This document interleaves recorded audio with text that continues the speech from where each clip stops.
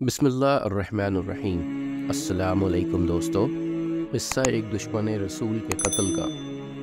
براء بن عازب سے روایت ہے کہ رسول اللہ صلی اللہ علیہ وآلہ وسلم نے ابو رافع کے پاس کئی انصاریوں کو بھیجا اور عبداللہ بن عتیق کو سردار مقرر کیا۔ ابو رافع دشمن رسول تھا اور مخالفین رسول کی مدد کرتا تھا۔ اس کا قلعہ حجاز میں تھا اور وہ اسی قلعہ میں رہا کرتا تھا۔ جب یہ لوگ اس قلعہ کے قریب پہنچے تو سورج ڈوب گیا تھا اور لوگ اپنے جانوروں کو شام ہونے کی وجہ سے واپس لا رہے تھے۔ عبداللہ بن عتیق نے کہا، تم یہیں ٹھہرو، میں جاتا ہوں اور دربان سے کوئی بہانہ کر کے اندر جانے کی کوشش کروں گا۔ ابن عتیق کہتے ہیں کہ میں گیا اور دربان کو ملنے کی تدبیر کر رہا تھا کہ اتنے میں قلعہ والوں کا ایک گدھا گم ہو گیا اور وہ اسے روشنی لے کر تلاش کرنے نکلے۔ میں ڈرا کہ کہیں مجھ کو پہچان نہ لے، لہٰذا میں نے اپنا سر چھپا لیا اور اس طرح بیٹھ گیا جس طرح کوئی رفع حاجت کے لیے بیٹھتا ہے۔ اتنے میں دربان نے آواز دی، دروازہ بند کرنا ہے، جو اندر آنا چاہے آ جائے۔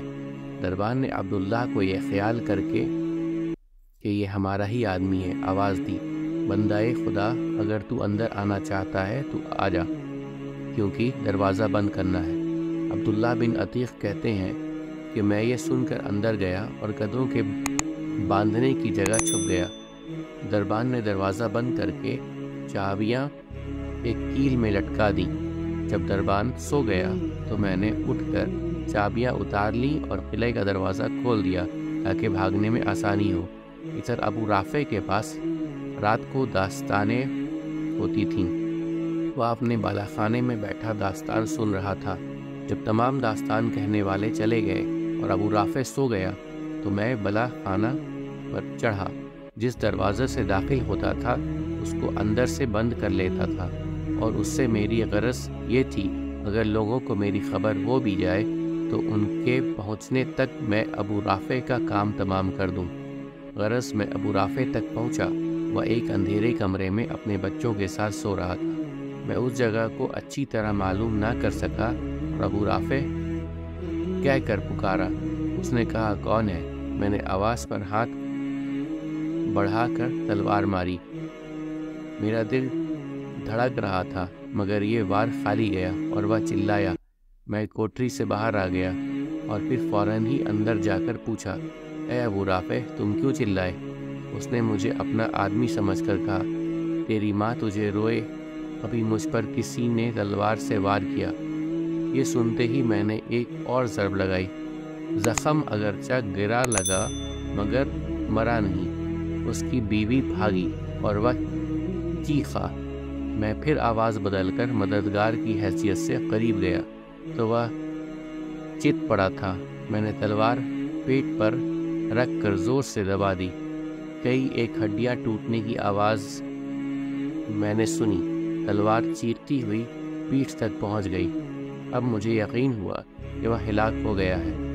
پھر میں واپس لوٹا اور ایک ایک دروازے کھولتا جاتا اور سیڑھیوں سے اترتا جاتا تھا۔ میں سمجھا زمین آ گئی۔ چاندنی رات تھی۔ میں گر پڑا۔ پنڈلی ٹوٹ گئی۔ میں نے امامہ سے پنڈلی کو باندھ لیا اور قلعہ سے باہر آ کر بیٹھ گیا اور دل میں طے کر لیا کہ اس وقت تک یہاں سے نہیں جاؤں گا جب تک اس کے مرنے کا یقین نہ ہو جائے۔ آخر صبح ہوئی۔ مرغ نے اذان دی اور قلعہ کے اوپر دیوار پر کھڑے ہو کر ایک آدمی نے کہا، لوگو، ابو رافع حجاز کا سوداگر مر گیا۔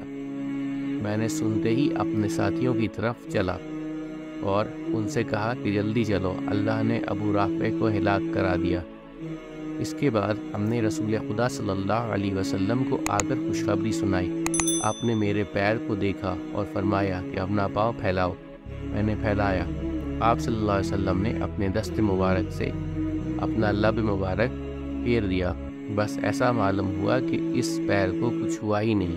امید کرتا ہوں دوستو کہ آپ کو آج کی ویڈیو اچھی لگی ہوگی۔ اگر آپ کو ہماری ویڈیو اچھی لگی ہے تو ویڈیو کو لائک ضرور کریں اور مزید اس طرح کی ویڈیوز دیکھنے کے لیے ہمارا چینل سبسکرائب کر لیں اور دوستوں کے ساتھ شیئر کرنا بھی مت بھولیں۔ اللہ آپ سب کا حامی و ناصر ہو۔ انشاءاللہ ملتے ہیں اگلے ویڈیو میں۔ اجازت دیجیے، السلام علیکم، اللہ حافظ۔